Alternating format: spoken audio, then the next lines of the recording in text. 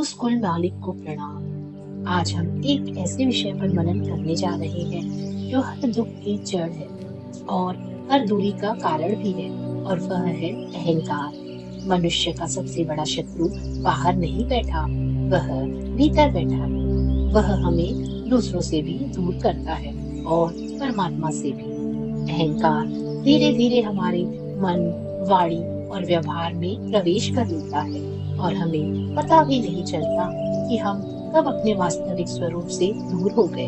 आज का यह सत्संग केवल सुनने के लिए नहीं है, बल्कि स्वयं को देखने के लिए है। अहंकार क्या है?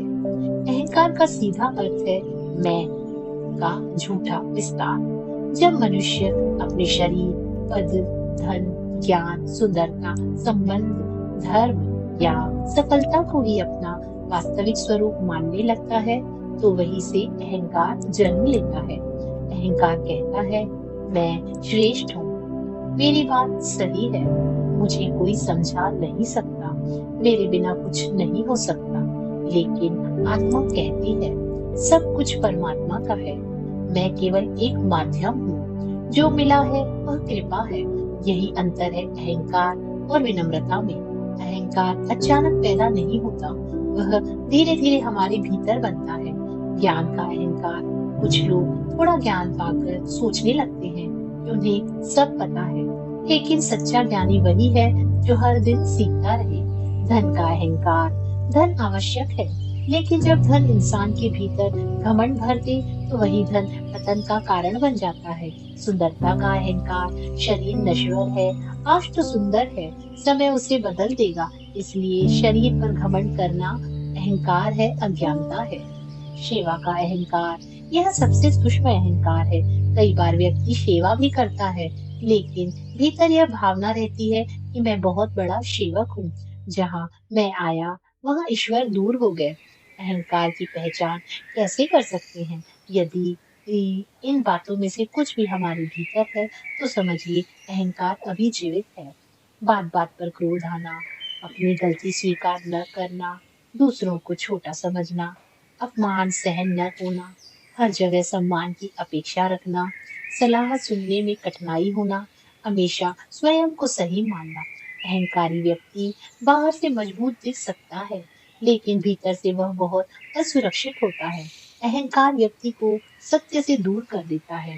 रिश्ते टूट जाते हैं। जहाँ अहंकार है, वहाँ प्रेम टिक नहीं सकता। पति पत्नी, मित्र, भाई बहन, गुरु शिष्य, हर संबंध अहंकार से टूट जाता है। मन अशांत हो जाता है।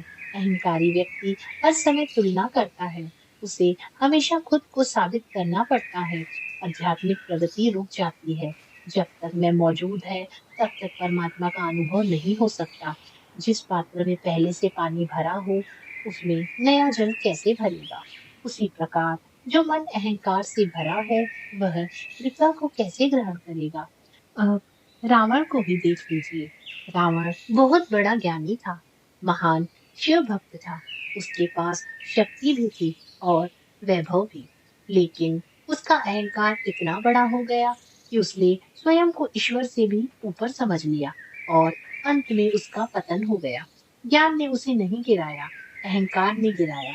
इसलिए कहा गया है अहंकार विनाश का द्वार है। भगवान श्री कृष्ण ने गीता में कहा है जो व्यक्ति अहंकार छोड़कर कर्म करता है, वही सच्ची शांति प्राप्त करता है। क्योंकि अहंकार हमेशा फल चाहता है, लेकिन प्रेम केवल समर्पण चाहता है। जब मनुष्य कहता है हे प्रभु मैं नहीं, सब आप हैं, तभी उसके जीवन में प्रकाश उतरता है। स्वयं को साधन समझे।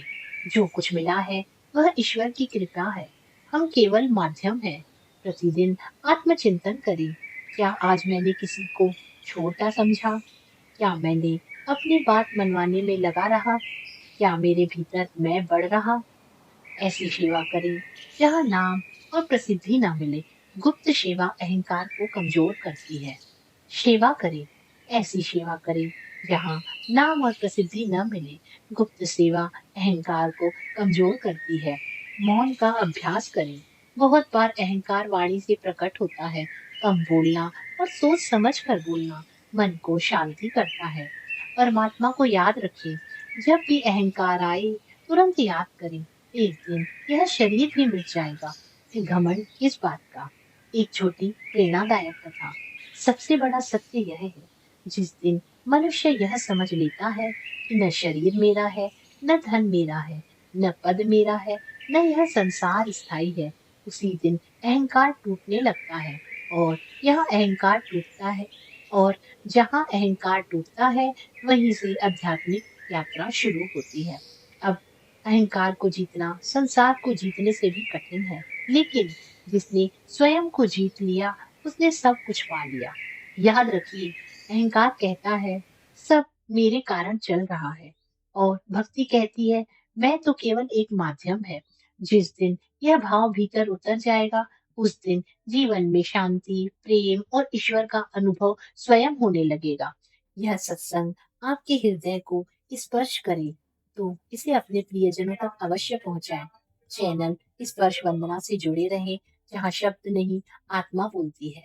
हंसते रहिए, सपोर्ट करते रहिए, और जाते जाते मेरे चैनल को सब्सक्राइब करना मत भूलिएगा। धन्यवाद।